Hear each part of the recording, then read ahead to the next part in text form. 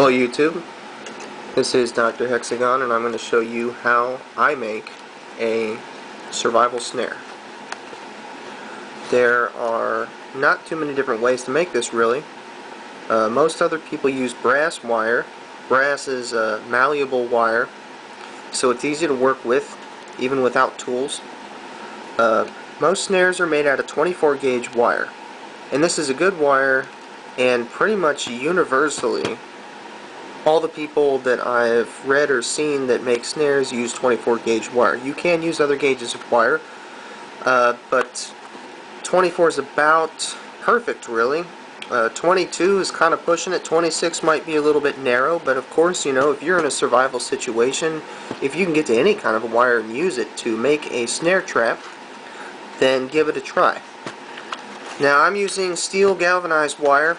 It is rust resistant, of course, but I'm sure it will rust if I let it. And I'm going to do this from beginning to end without tools except for this, just for the purposes of this video to speed things up. If I repeatedly bend the wire, it'll snap. I could also use a rock or even a knife to cut it. It's strong enough to not pull apart, but weak enough to work with by hand. And I've cut myself here about an 18-inch length, and I'm going to start with the noose end. The noose end is called the noose end because this is the noose of your snare trap. This loop I keep nice and small.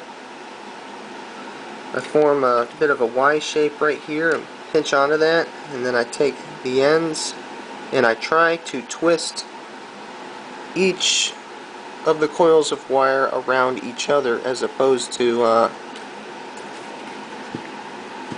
one being twisted around the other.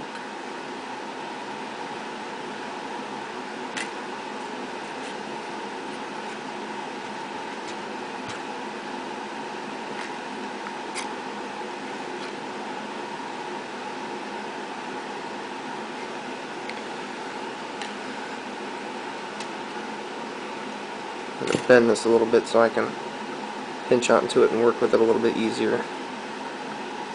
There we go. I want this loop to be pretty small. This is going to function as like the slip loop for the noose.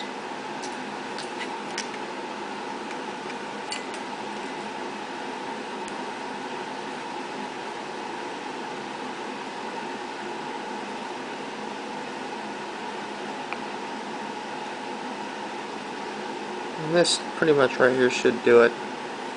Don't over twist the wire because you'll weaken it. So now that I've got my slip loop, it's pretty tiny. Take my other end, obviously slip it right through.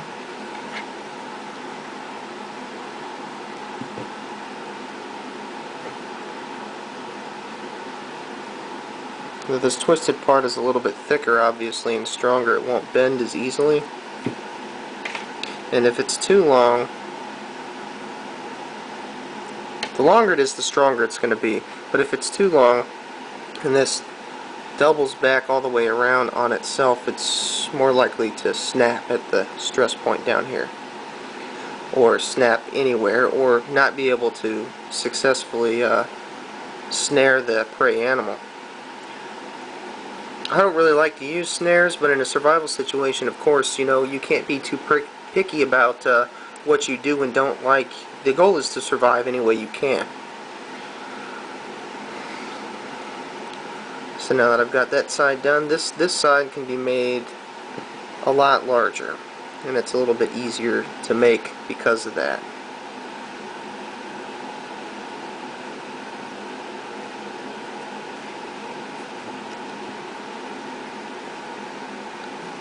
Bend that into like a T shape and pinch onto it.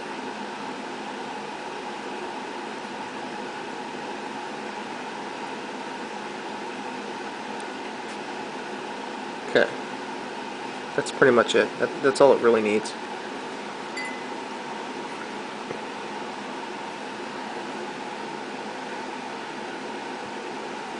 And this side is what your stake is going to go through, or your 550 cord, or any kind of other braided cord, or any means of attaching it to a fixed object or a bent over sapling for a tripping trap. And if you're going to be staking something into the ground, you can actually use the stake to continue to tighten it firmly around that stake and get a good anchor. And that's really all there is to a snare. Snaring techniques, of course, that's a whole different subject. I'm just going over how to make one.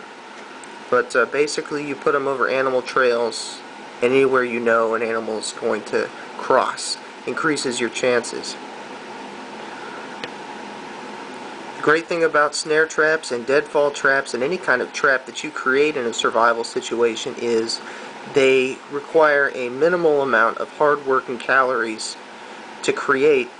And once you set them, you can move on to something else more difficult, something else more, higher necessity, such as constructing a shelter, such as hunting for larger game, such as scouting an area, do anything else that you might need to do. And then you can come back to this, and if they've caught something, that's essentially a free meal.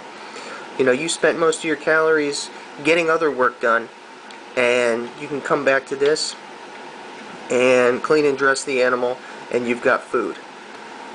And that's all there is to it. Cheers.